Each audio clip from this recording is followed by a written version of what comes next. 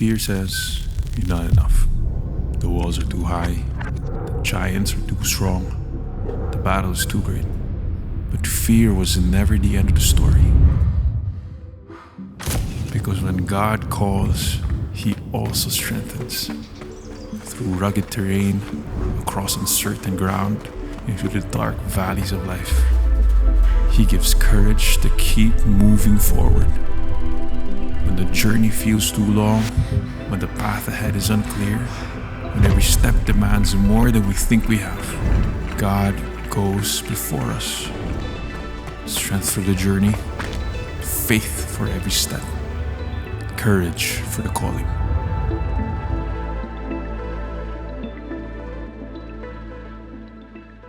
We're going through this series called Called to Courage. And the story of in the book of Joshua is that, remember, Moses is dead and Joshua is the successor. So yung journey ng Israelites from the desert entering Canaan, which is the promised land, it was Joshua's time already. From Egypt to the desert, it was Moses' time. Ngayon, patay na si Moses. It's Joshua's era na. Bago na yung administrasyon. So, bagong Israel na. And so, now, in this series, we'll talk about Joshua's leadership. And some of the things, how the Lord brought him and guided him in leading the Israelites. But the theme of the book of Joshua is courage. Kasi yun po yung pinag-usapan natin last week, that as he led and taking the place of a big-time leader called Moses, Joshua's commandment from the Lord was to be courageous.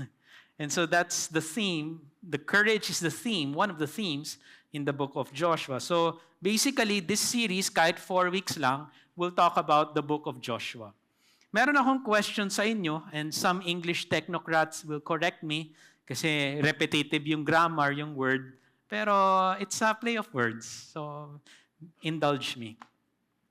Ang question ko is this, as we talk about the sermon. What if the only way to get rid of what's in the way is an unusual way? Okay. All right? What if the only way to get rid of what's in the way is an unusual way? In Tagalog, paano kung yung paraan para matanggal yung hadlang, kakaibang paraan? Tama ba? Correct. Okay. So, mayroon akong kausap na businessman the other day from our church. Ganun yung naramdaman niya, yung na-experience niya. Kasi to get a business permit, I'm not gonna say which municipality na lang. Basta I'll say the first letter, tas guess nyo na lang. Okay lang. So they applied for a business permit and the government was going to delay it. The city hall was going to delay it in releasing the business permit. In other words, alam niyo to, mga negosyante, na papatagalin yung business permit, pero mapapabilis pag magbabayad sila, pag maglalagay. Okay? Extortion. And so, of course, that's the usual way. Kung gusto mong to get rid of what's in the way, the delay, you just pay more. So, yung municipality, magbabayad ka ng mas malaki. So, pero sila, Christians kasi sila eh. So, for partners sila, alam nila that's the usual way. But they really felt in their spirit, since they're walking with God, that they would have to follow the unusual route. And the unusual route is to wait it out for 3 months. And so that's what they did because they wanted to live a life of integrity and righteousness. So what they decided to do is not to pay more, but to wait na lang for 3 months. And then while waiting, they'll just pray. After 3 months, it was given. It was granted. It was released. No? So think about it. The usual way is just to pay. Anyway, hindi naman ikaw yung nag-initiate ng bribe. Extortion yun, right? But, at the end of the day, it's also, they felt the Lord's leading. That's not the usual route that I want you to follow. I have my own way, and you follow my own way, sabi ni Lord sa kanila. And so this is the topic that I want us to study in Joshua. Some of you are familiar with this story, but in Joshua chapter 6, verse 1 to 5, Let's read it if you have a Bible. Verse 1. Now Jericho was shut up inside and outside because of the people of Israel. Jericho is the first city that, remember, diba, they're about to conquer the promised land. So it's the first city that they would have to take over. Kasi it's getting in the way. And then it's shut, it's walled. None went out and none came in. And the Lord said to Joshua, see, I have given Jericho into your hand with its king and mighty men of valor. You shall march, and this is the instruction, you shall march around the city, all the men of war going around the city once. So 6 days they will march around it once. You shall do it for 6 days. 7 priests shall bear 7 trumpets of ram's horns before the ark. On the 7th day, so 1 week na lang iikutin yung city. On the 7th day, you shall march around the city 7 times, and the priests shall blow the trumpets. And when they make a long blast with the ram's horn, when you hear the sound of the trumpet, then all the people shall shout with a great shout, and the wall of the city will fall down flat. And the people shall go up, everyone straight before him. See, the instruction is, every day for 6 days, you will march around the city wall. And on the 7th day, you will march it around again, but 7 times. After 7 times on the 7th day, it will crumble and the city is yours. That's God's instruction to Joshua. Imagine in our context, if God tells you after the service, go around Makati Central Business District once a day for 6 days. On the 7th day, you march around Central Business District 7 times and the city is yours. Sino dito gusto niyo yan? Sino dito inikot mo na yung CBD hanggang ngayon hindi pa rin sa'yo? Diba? And so that's the instruction to Joshua. There's a picture that I wanna see. No? It's the map. Ito kasi yun eh. This is the map now of Israel and where Palestine is. Okay? So that camp, they will cross the Jordan River and the first city is Jericho. That's getting in the way. So the Lord is commanding them, take over that city so you can go up northward. Amorites, Canaanites, Girgashites, all the Knights. You conquer all this city, the termites and everything. And so, bago mo akyatin yan, you have to conquer Jericho. But it's unique kasi usually in ancient Near East, which was the era of Joshua, ancient Near East, there are usual ways in breaking down the wall. In the art of war back then, may paraan naman eh. May common accepted route or direction of destroying the wall. I'll show you a picture now. That's the common route. Kahit tanungin mo si Chat, close kami eh. Tsaka si Claude. Merong 3 paraan. You see that elevated platform?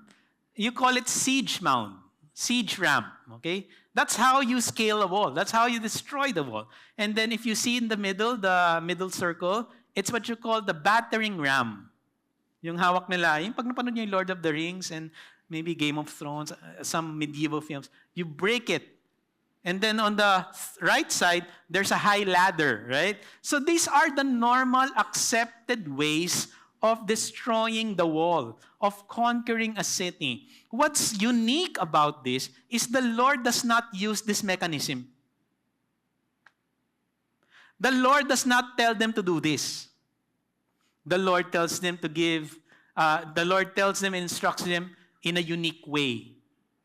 Which is what? The next picture is to march. No siege mount, which is the accepted form or norm back then. There's no battering ram, and there's no high ladder. The instruction was just to march around the city for 6 days once, and on the 7th day, 7 times. Now that's odd. How many of you here, you can relate that there were times, this is the norm, this is the accepted way of doing life, but then, for some reason, the Lord instructs you to do something unique, to do something different.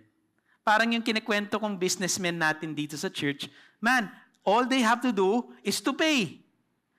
Magbayad ka na, then you get the business permit. That's it. No need to wait for 3 months. The usual way is just to pay, just like other business people out there. But the Lord told them a different way. They would have to wait it out and pray. I'm sure in different situations in our lives, there are times when the Lord will tell you to do different things. Hindi siya common. Diba? Minsan kasi, ang reason natin is, ano na yan eh? It's a way of life. Cultural practice na yan, pastor. But there will be times when the Lord will ask you to do something different. Now, let me define it first. How do we distinguish that? I'm sure this is a simple story already. The Lord is telling them to do something different. Not to follow the common ways or the accepted ways. How do you distinguish God's ways and the world's ways?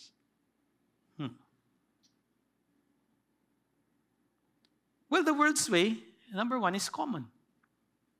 Nakarinig na ba kayo ng reason na gano'n? Pastor, SOP yan. Yung lagay, SOP na yan. Or kunyari, some of you are working in the office, di ba? Office politics, crab mentality, gossip, siraan. Pastor, sip-sip, ano na yan? Given na yan. Part of life yan. So that's always the reason it's common. Right? The problem with us sometimes is, as Christians, because we're in the world but we're not of the world, the tendency is we get desensitized. Ang ibig sabihin ng desensitized, tinanggap mo na rin.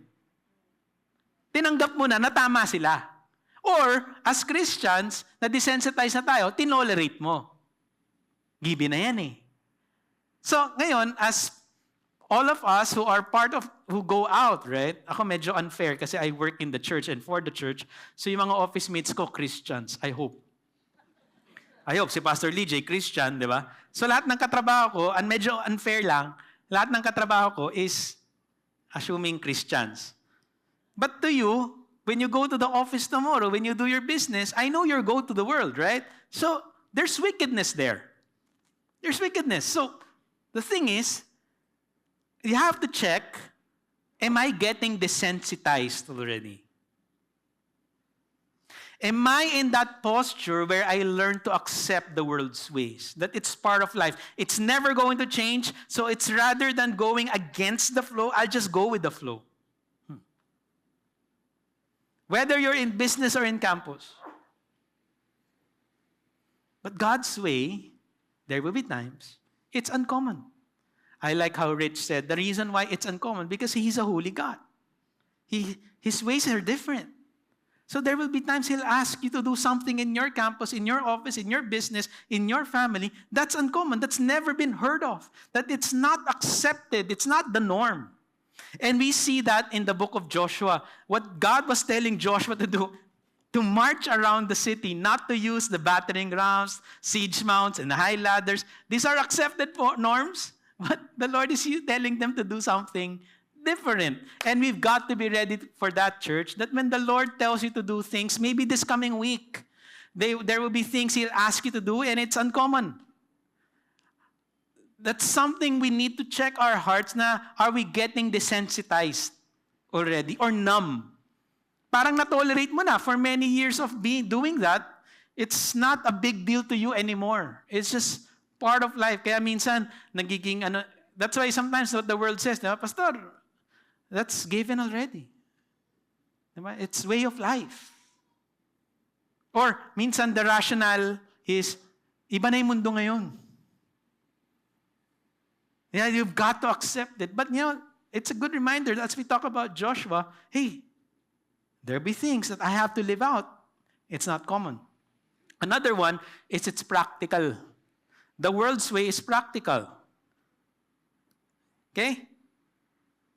Paying, yung lagay, it's practical.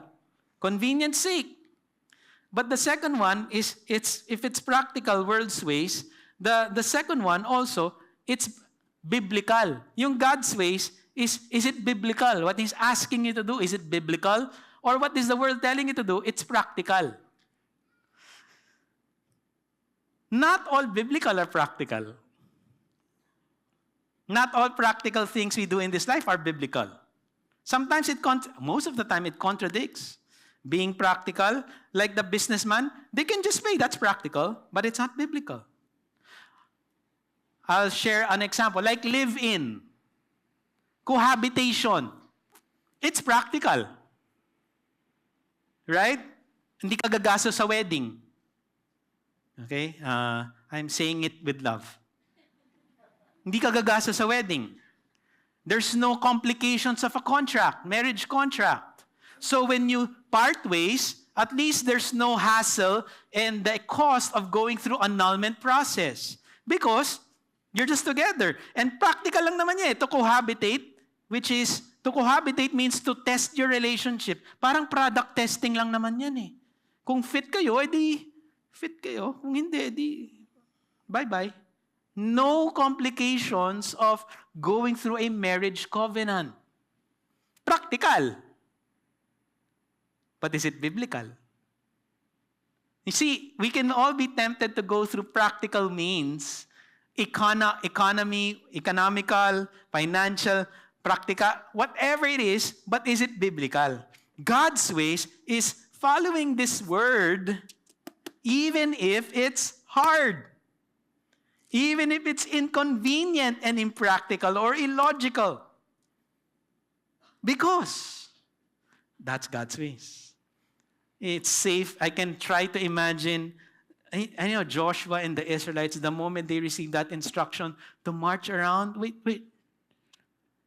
It doesn't make sense, right? Why? It's illogical. Why will I march? I need to hammer the wall.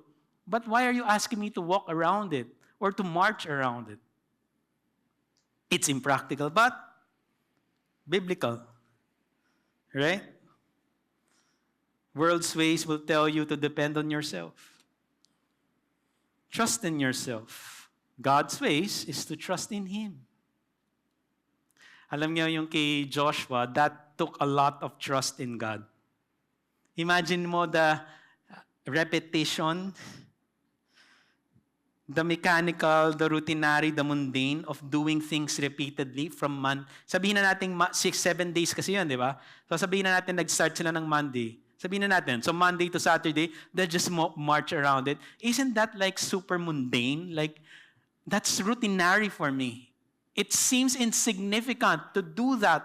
And I'm not hurting anyone yet. We're not in battle mode. Okay? Ano lang to? Parang alay lakad.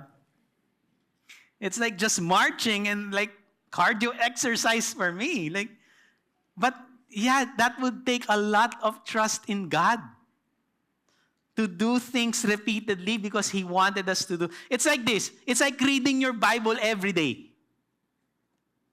Sino dito matagal na kayong Christian, nagbasa kayo ng Bible, minsan may mga times wala kayong narinig kay Lord? Okay, sino dito hindi nagbabasa ng Bible kaya hindi nga alam yung sinasabi ko? Di ba? Like, when you read it, it's like, okay, I'm in the book of Psalm now, Tim, so when I read it, okay. May mga times, walang ganun eh. Walang thunderous voice. There are times in our journey that when I keep on doing it each day, as if, may pumasok ba? Parang nagsalita ba si Lord sa akin? So sometimes it's routinary, it's the mundane. So imagine Joshua going around it like every day. Man, meron bang mangyayari dito? Lalo na yung mga Israelites, reklamador yun eh. Sino dito may kilala kong reklamador? Israelite siya. It's like complaining. It's too routinary. It's too mechanical. Nothing's happening. And you know, the tendency for us is we're impatient also. Akala ko ba may miracle? Akala ko ba the wall will lie down flat? Akala ko ba the city will crumble? I'm just going around it each and every day. But it takes trust in God. Well, let me tell you this. The part of our journey of faith as we walk with God, you can expect miracles from God in the mundane. It doesn't have to be a lightning moment. There will be times the Lord will perform surprises and miracles in our lives and because we're just doing things repeatedly. Parang si Alex Eala yan eh. Okay, alam niyo ba yung Alex Eala? Siguro naman. Right? She will just keep on practicing and training and then here you go. It goes there, right? So it's the same thing with our journey with God. There are mundane things that He's asking us to do. 6 days? 7 days of marching around, going around. Yeah, I'm sure some of you, kung Makati people yan, you'll complain already. Paano mag-complain ng Makati? Are we there yet? Meron bang may end goal yan? And then next one is coincidental. You know, when you succeed because of following world's ways, you look at it as coincidence. Manifest. Diba? Chamba. Luck. The universe and the stars aligned eh. Kaya, nangyari yun. But when you do God's ways and you experience that true success, you start to understand, no, it's not my own strength. It's because there's a supernatural God who performed that miracles and signs and wonders in and through my life. And so, I want us to understand that the reason why we gather from every Sunday here is an important reminder is that, hey, it's not my talent or my wisdom that will bring me success. How many of you agree, church? It's God who brings us success.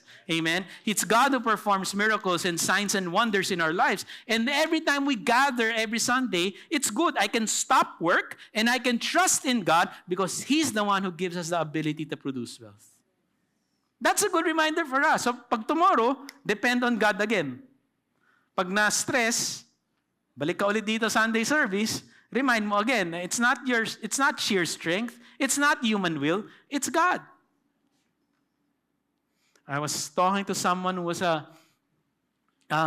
before he became a Christian, he was telling me, Pastor, you know the saying, Midas touch? Everything I turns into gold wheel. Midas touch. So, nung di siya Christian, medyo mayabang siya. Kasi, he knows that whatever he does, business idea, business opportunity, he makes money. And so, it's been like that. He has that magical, he was telling me, it was that Midas touch.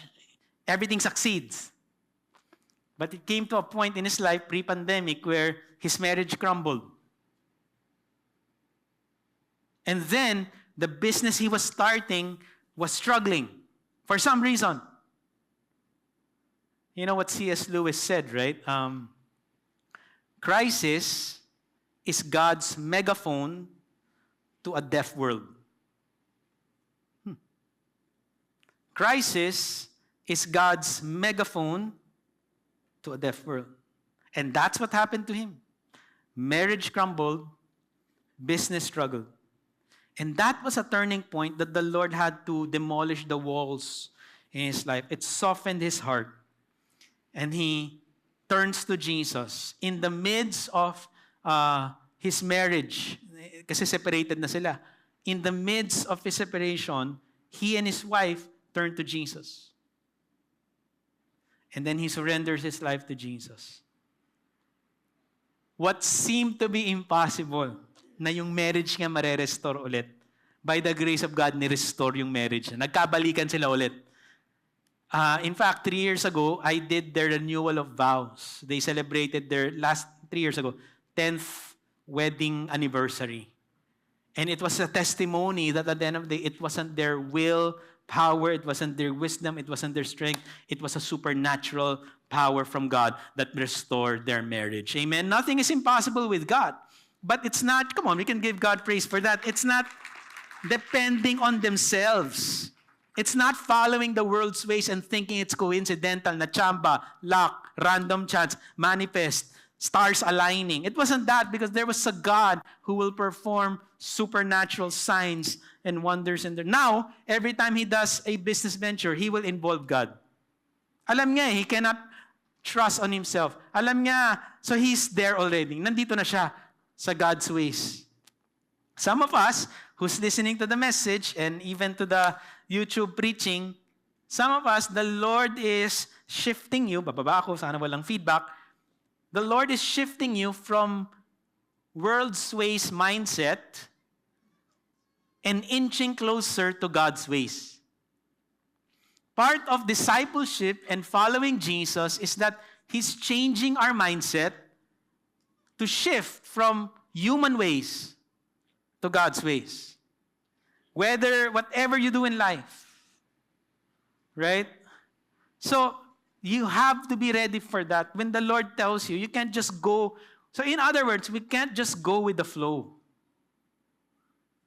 Alam niyo yung difference ng thermostat sa thermometer aside from the spelling?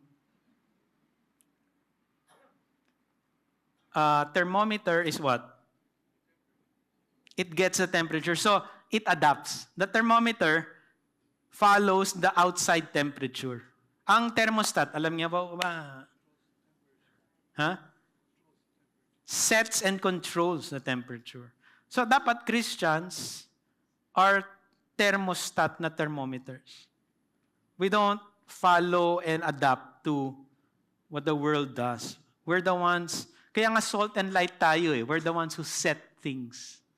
We're the ones who correct things. So there will be a time like, you will go through that. And you would have to follow God's ways. Give you an example of some things. No?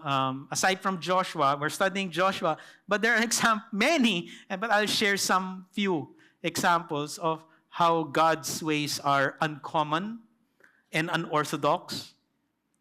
Let's look at the story of Jesus. Jesus healed a blind man. But look at this, how uncommon this is. John 9:6, sabi nga, having said these things, Jesus spit on the ground and made mud with the saliva. Si Jesus to may laway pala si Jesus. Yeah, kasi tao siya di ba? Fully God, fully human. Then he anointed the man's eyes with How many of you here, you're a blind person and then Jesus heals you, about to heals you, right?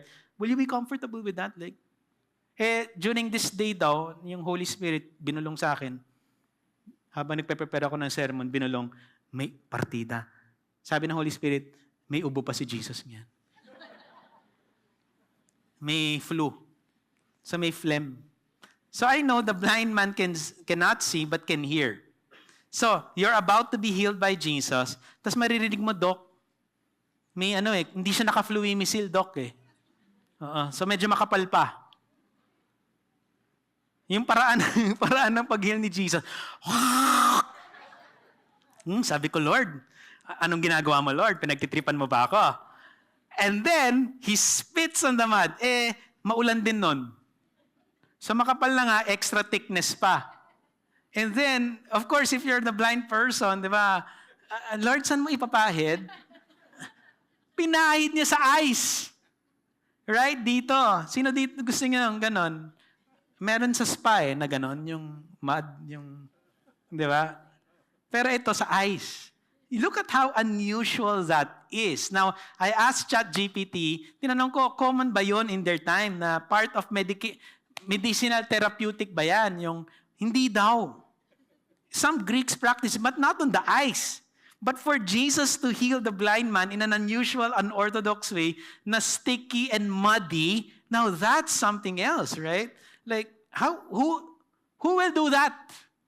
But what if the disgusting, no matter how disgusting and unusual that is, that's the only way to the breakthrough that you're asking God for?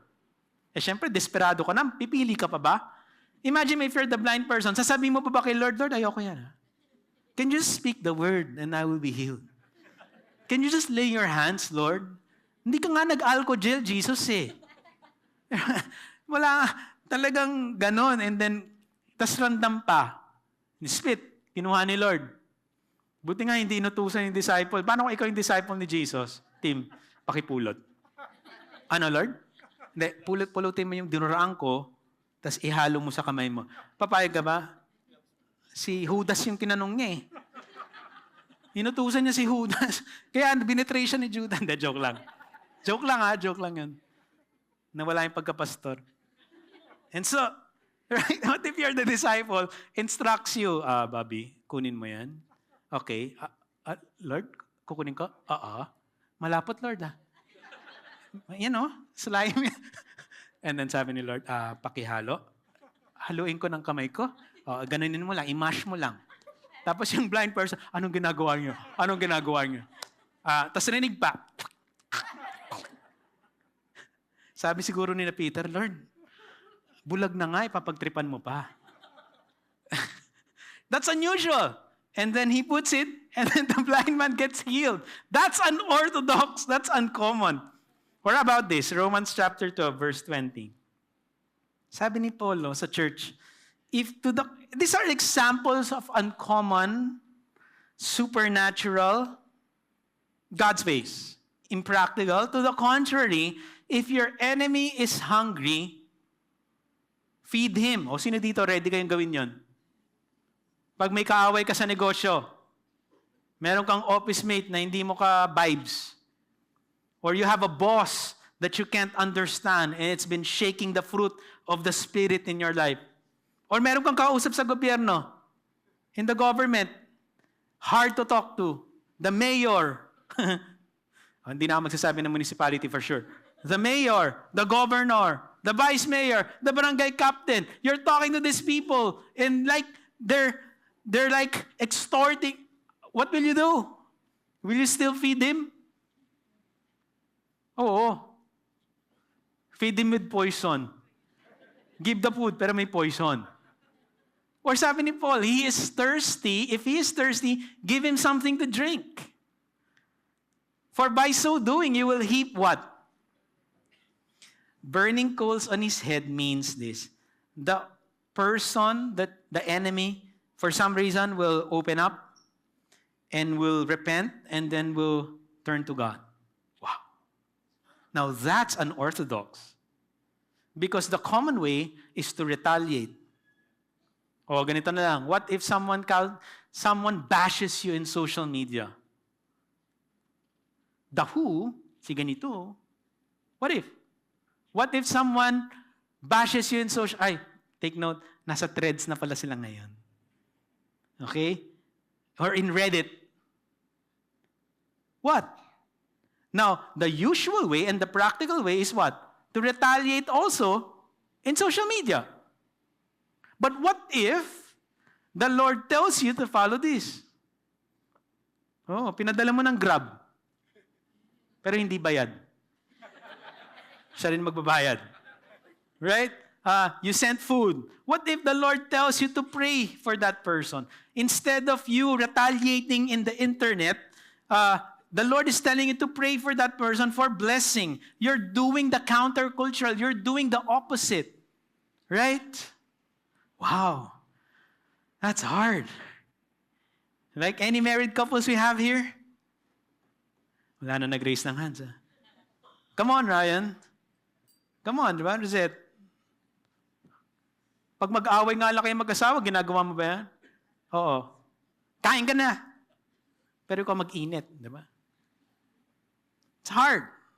The unconditional love at times. But that's uncommon. That's what the Lord does. Or look at this. Why can I trust God? That even if His ways are not understandable, I don't have to follow the world's ways. I have to follow God's ways. Why? Because there's a theological truth in Isaiah chapter 55, verse 8 to 9. For my thoughts are what? Are higher than your thoughts. Neither are your ways my ways, declares the Lord. For as the heavens are higher than the earth, so are my ways higher than your ways, and my thoughts than your thoughts. And so part of the character of God, the reason why I can trust Him and I can shift from world's ways thinking to God's ways is because of this. He knows all things. He can do all things, and we're all finite and we're all limited. So what happens? Joshua completely follows God and then receives and experiences the breakthrough. Let's look at Joshua chapter 6, verse 20. He did not just partially, he followed God totally. The struggle with us sometimes, and I'm guilty of this as well, is that I only follow God partially. I only follow God some things, not totally. Ang gusto ni Lord, total, wholeheartedly. Not just 10%, 20%, but Joshua followed God's instruction in detail, meticulously, from the first day to the seventh day. And so what happened? So the people shouted and the trumpets were blown. That's the instruction of God. They're just following it. As soon as the people heard the sound of the trumpet, the people shouted a great shout, and the wall what? Fell down flat, just like what the Lord said. So that the people went up into the city, every man straight before him, and they captured the city. They devoted all in the city to destruction, both men and women, young and old, oxen, sheep, and donkeys, with the edge of the sword. And so, ang point is, this did not happen coincidentally. This happened because the Word of God, that's what He said. So question is this. Look at my hands po. So left kayo, no? Ito yung orientation there. So, God's Word, sa umpisa, sinabi naman niya yan eh. The city is in your hands, right? So it's a promise, but do you think it is a conditional promise or unconditional? Okay. Simple lang po yung tanong. Sa tingin mo, yung sinabi ni Lord na mangyayari dito, the wall will lie down flat, di ba? Sa tingin niyo po, conditional po or unconditional? Conditional. So, nangyari, di ba? So, ibig sabihin, in between this promise, instruction, and the breakthrough, what's in between? How did it, from this one, yung promise, how did it become a reality? Because of obedience. Dito naman po tayo. Ito yung orientation niya, ano? O left. God's promise and God's fruition, in between is obedience. So sa tingin niyo po, yung verse 21, mangyayari ba yan kung hindi sila nag-obey? Hindi mangyayari. Pero sinabi ni Lord eh. Kaya alam niyo po, when you look at the Bible, a lot of the promises of God are conditional. So ang goal is, I need to be in the supernatural zone. Sino dito gusto nyo, you want to experience the miracles of God each and every day? Come on now. Right? Gusto ko yung kay Pam eh. Tsaka si Pao, manlibre lang nung gabi. Manlibre lang ng accommodation, may kotse na. Wow. Diba? Manlibre lang ng Starbucks, may kapalit na. Paki-impartan nga kami lahat nun. Because of obedience. There's obedience eh. Ang key is to follow. So if I want to be in that zone where I can experience more of the supernatural miracles of God, I need to be in the obedience zone. Like this. Imagine with me, I'm just gesturing it. There's this circle. Circle of life. Lion King pala. This circle, I need to stay in the obedience zone, in the trusting zone. If I go beyond it, very rare ako maka-experience ng miraculo ni Lord. But if I obey Him, I'm in this zone, then I'm in the position to receive more miracles of God. Does God perform miracles even if we're outside? Yeah. Very few. But if you want to live in the supernatural, I would have to walk with God, trust God, even if it's hard. The obedience zone, supernatural zone yun eh. And that's what we can learn from Joshua. So going back, what if, remember the question? What if the only way to get rid of what's in the way is an unusual way? What do you do? As believers, then we trust God and obey Him. We trust and obey Him. May tumawag sa akin, tagal na to, Bob. Dapat pala, kinonect ko sa'yo kasi lawyer ka. Christian siya. Pero may old muscle eh. Pag may kaso, Pam, iaano niya. I'm sorry, I'll just be straight to the point. He'll pay the judge. The old muscle was for him to win. So, in other words, he had many cases already. Legal and everything in business. But he was calling me. This was like pandemic time. Sabi niya, Pastor, I know I'm a Christian, but I'm tempted because I have an ongoing case now. I'm tempted. I know the judge. And it's always a common practice. If I pay the judge, then I win. So I'm tempted. So ang point niya, he's already getting discipled, but the old muscle is still there. And so he was asking me, tama ba or is it right that I'll do that? Sabi ko, tama lang. Practical lang tayo. No, I said, well, what is God telling you? Tawa siya ng kon.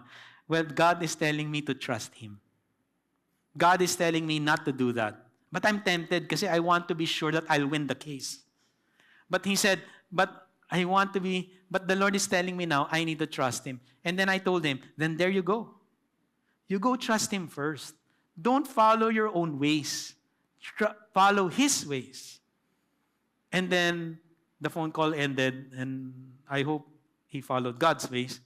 But there's that struggle. And I know, church, you go struggle with that. Kasi that's the old muscle eh. But if I'm going to trust and obey His ways, there are times that we need to unlearn things. And we would have to learn His ways. So I end, there's a story of a man who, it's interesting, he became a Christian. So his family's Chinese, no? But I'm not generalizing it kasi even in the Philippines, any nationality can go through it. The culture, for some reason, so in his family, he's the first person to become a Christian. But in the usual way in his family was that they're not really expressive. Diba? They're very stiff. They know they love each other, but they wouldn't say that I love you to each one, thank you. They're not vocally or verbally expressed. And naging Christian. So he became a Christian, a disciple. He saw another culture in church where they're very verbally expressive. They learn to say thank you, love. They're very warm. Di ba, Victory Makati, very warm? Tingnan mo ang katabi mo. Ay, parang hindi yung pag nagtutuwan pa lang, nahihiya eh. Di ba? So, like that in church, very warm and loving. And so he never felt that in his household. And he got discipled and he grew in love with the Lord, and he wanted to impart that to his family. Ito na nga, Jason, one day, the Lord tells him, you know what? The Lord revealed to him, he never said, I love you to his dad, verbally. They're close, but he never said, I love you. And so, one day, the Lord prompts him, you go tell, I love you to your dad. And you go share and speak honorable words to him. Sabi niya, hirap nun ah. But since you said, Lord, I will follow.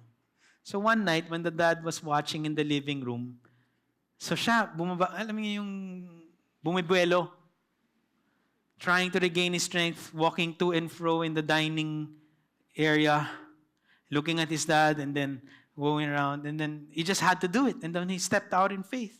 Went, while the dad was watching, he went there. And then he said, Dad, the dad was shocked kasi while watching. And then he just said that, I love you. And I honor you. First time the dad heard it, was not a Christian. Gulat yung dad eh. Wasn't able to watch the TV already. That unusual act, because that's not their culture. That obedience opened the heart of the dad. It actually paved the way for the dad to accept Jesus in his life. To the point that the dad started attending church and then surrenders his life to Jesus. You know, it's ironic. And then dahan-dahan, the whole family started accepting Jesus. It's ironic how stiff the dad was. The dad became active in church no matter how stiff he was and became an usher. What about that? Okay? Hindi na nga nagsisay, hello, I love you. Now he's an usher. Joined the ushering, greeting people. So the being stoic and stiff, it disappeared. He learned how to love in an expressive manner. And then late in the 2005, 2004, the dad passed away. But Jason was glad that when hindi si Jason. When he did that, and before the Lord took him away, the dad surrendered his life to Jesus. Amen. Praise God for that. Unusual ways. Not part of the culture, and yet the Lord brings about a miracle. So, we learn to trust. Yun yung matututunan natin kay Joshua. We learn to trust His ways, not our ways. I'll give us a minute. I'll show a question here.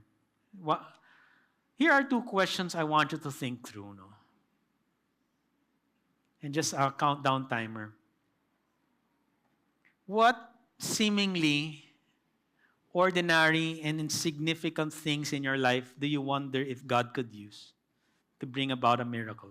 Remember, marching around the city, man, it's mechanical, it's routinary. But the things you do, and you know that the Lord is telling you to do, what is something that you can expect God to do? And the second question is this: is there something the Lord is asking you to do that is countercultural? That's uncommon. Just can you put a 1-minute timer? Think about that.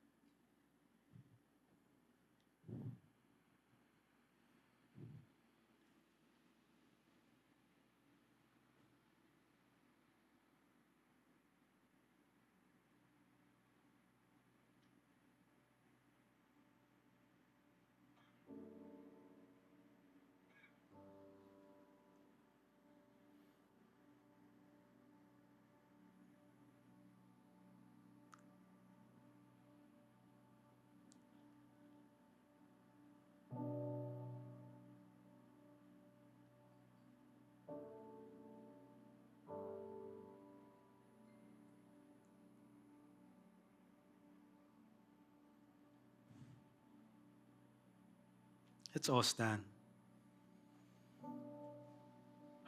Let me pray for us, and before Bobby comes up here, pray for a prayer of blessing for us. Just bow down your heads in me and pray.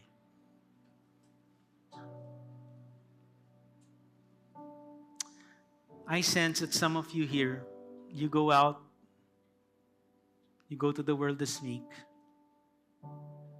you're desensitized. Parang ano ka na yung tinanggap mo na, that's the world's ways. But the Lord is reminding, if you are a believer of God, that you do things differently. You're not relying on the world's ways. You're relying on His strength. You're relying on His ways. So Lord, I pray for the 11 a.m. church here. We will live things differently. This church will be distinct. Every Christian that's represented here will be distinct. They will not be desensitized. They will not go with the flow. They will follow your ways. Not just in excellence, but in ethics. Not just in the ways of they're not going to follow the ways of the world. They're going to follow your character. And all of us here today, Panginoon, by your grace, help us live a life of integrity and righteousness. Truly, we be a salt and light wherever we go, to our family, to our workplace, when we deal with the government, when we deal with others, we would live a life of righteousness and integrity. Before Bobby comes up, you can come up here. You know what? So, Pastor, ano connection sa courage? Kasi called to courage. Anong connection sa sinabi ko sa title ng Call to Courage? You know what is the connection? Because church, it takes courage to follow God's ways. You be ready, people will laugh at you, people will mock you, people will scratch their heads, it's nonsense what you're doing. But it takes courage and boldness to follow His ways. You can get canceled, that's the worst. You can get persecuted, But at the end of the day, how many of you believe nothing is impossible with God? We can follow Him all the way, and at the end of the day, He will vindicate you. Amen? Because it takes courage to follow His ways. Thank you, Pastor Patrick. So are we ready to face and do God's ways? Are we ready, church? You know, Joshua, he expressed his readiness to follow God's ways in Joshua chapter 5, verse 14. It says here, "No, but I am the commander of the army of the Lord. Now I have come." When Joshua faced the commander of the army of the Lord, and Joshua fell on his face to the earth and worshipped and said to him, "What does my Lord say to his servant?" Church, as we go out, as we face our week this week, without the comfort of church, without the comfort of our church community, I know we will be facing once again our own Jericho walls. We will be most likely focusing on how high our Jericho walls are. But I pray that instead of focusing how high our Jericho walls are, we will see how great our God is. And just like Joshua, it starts with asking the Lord this week, what does my Lord say to his servant? What does my Lord say to my financial concerns? What does the Lord say about my grades in school? What does the Lord say about my business? Church, as we go out this week, let's be expectant to follow God's ways by surrendering our lives to Him and asking Him, what does the Lord say to His servant? Let us pray. God, we thank you. We thank you that you have given victory to us already. That our Jericho walls are ready to come down. We just have to ask you how.